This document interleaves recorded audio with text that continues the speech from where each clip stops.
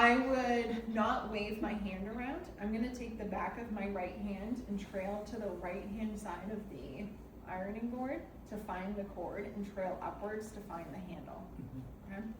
There are iron plates out there where you can keep your iron facing down with the hot plate down, where then you would be trailing. They're not bad, they're great. We don't have one.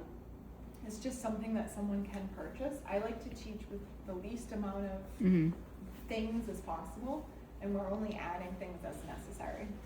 So if I were to be teaching, I always teach with a pillowcase to start, because it's obviously the easiest thing. No one in actuality is probably ironing a pillowcase, and if you are, I apologize. But you likely aren't, but it's really easy to learn this concept. Okay? So how we would be teaching it is first with that cold iron and making sure that they're consistently grabbing it safely. So I'm finding it again with the back of my right hand, trailing upwards along the cord to find the handle. And then with my left hand, I'm finding where the leftmost part of the pillowcase is, and I'm bringing my hand over there, and I'm bringing the iron away from my body and towards my body, away from my body and towards my body, very slowly. And once I know I'm far enough away, I can bring that left hand, and it's kind of weird, I'm like patting the pillowcase in a kind of weird way. But I'm doing it really lightly to make sure everything feels warm, and I'm making sure that I didn't miss any spots. And it is a very faint sound. You might be able to feel it if you have heightened tactile skills, but you can feel when you're off the pillowcase or hear it. And then I know I'm no longer ironing my item. I pick it right up, and you'll notice I'm kind of jiggling it left to right, because I want to make sure it's sturdy and it's not going to fall off. Okay? So I jiggle it, all right, it's safe. And now I'm going to come back and feel. Is my pillowcase all hot? Are there any wrinkles? No. Great. Now, some people pull the pillowcase or shirt away from them or towards them. When we're doing this non-visually, it's easier to pull it towards you. I'm pulling it towards me until I feel either everything is cold, if this was something that was big, so I'm on a brand new section, or in this case, because it's smaller, I'm just on the other side. So similarly, I would put my left hand over to the left-hand side, off the pillowcase. I'm safely locating the handle of my iron. I'm bringing it over, and I'm going away from me, towards me, away from me, towards me. And then I slowly just pat up and down with my fingertips, making sure everything's staying in place. And then I'm moving my iron back up, jiggling it, making sure it's stationary. Now, irons have like little squirt guns in them. Pain in the butt to fill. Also, pain in the butt to figure out where the hell you should aim the water.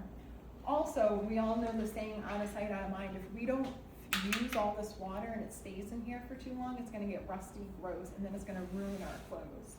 So instead, this is the item that I would prefer someone to buy or just have, is a spray bottle. This is just an extra spray bottle you get at the dollar store. What I would do instead is if I find a wrinkle, I'm going to put my fingertips on it to find it, mark it, spray with my spray bottle so I know that the spray made it where it should be. So when I'm then ironing, I not only know that I'm gonna iron over that nicely, but I also hear, possibly, the sound of that steam, or I'm gonna feel the steam coming up to my face, okay? I also brought a shirt with a collar. There are different methods here. Everybody is their own person. Some people like to thread the shirt through the ironing board as if they're putting the shirt on the ironing board to wear, or you can iron both front and back at the same time. This is, consumer's preference. The most important thing is when you put the shirt down, top and bottom, on top of the board, you're feeling it to make sure that there's no wrinkle underneath, and I'm trying to get rid of those if I locate any. If I was ironing a shirt with buttons, I would be going in between the buttons, and it's auditory, and I can feel the resistance between each one if this was a button-down shirt. All right. Any questions about ironing? With the collar. Yeah, it just depends on the type of shirt. You can thread it through this way, iron it down. It just depends on the shirt. What I would encourage folks who like to iron, buying shirts that are wrinkle free that you can put in the dryer, buying wrinkle release spray that you can spray on shirts, shake.